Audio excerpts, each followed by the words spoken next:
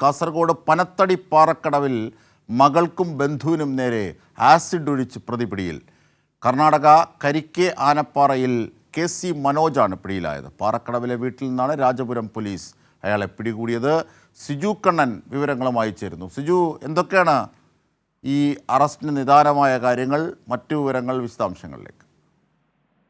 അജിൻഷാദ്, തിരുവോണ ദിവസമാണ് സംഭവം. പനത്തടി പാറക്കടവിൽ മകൾക്കും ബന്ധുവിനും നേരെയാണ് ഈ പ്രതി ആസിഡ് ഒഴിച്ചത്. ഇതിനുശേഷം പ്രതി ഒളിവിലായിരുന്നു. കർണാടക കരിക്കെ ആനപ്പാറ സ്വദേശി KC മനോജിനെയാണ് ഇപ്പോൾ രാജപുരം പോലീസ് പിടികൂടിയിരിക്കുന്നത്.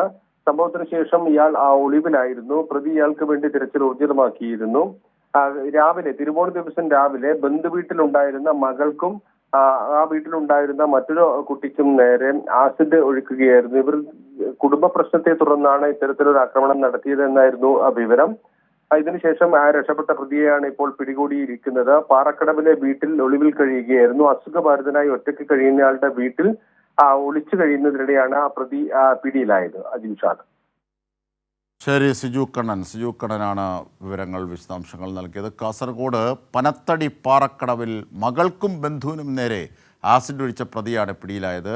കർണാടകയിലെ കരിക്കെ ആനപ്പാറയിലെ KC മനോജാണ് പിടിയിലായത്. പാറക്കടവിലെ വീട്ടിൽ നിന്നും രാജപുരം പോലീസാണ് അയാളെ പിടികൂടിയത്. ഇതിൻ്റെ വിവരങ്ങളാണ് സിജു കണ്ണൻ നൽകിയത്.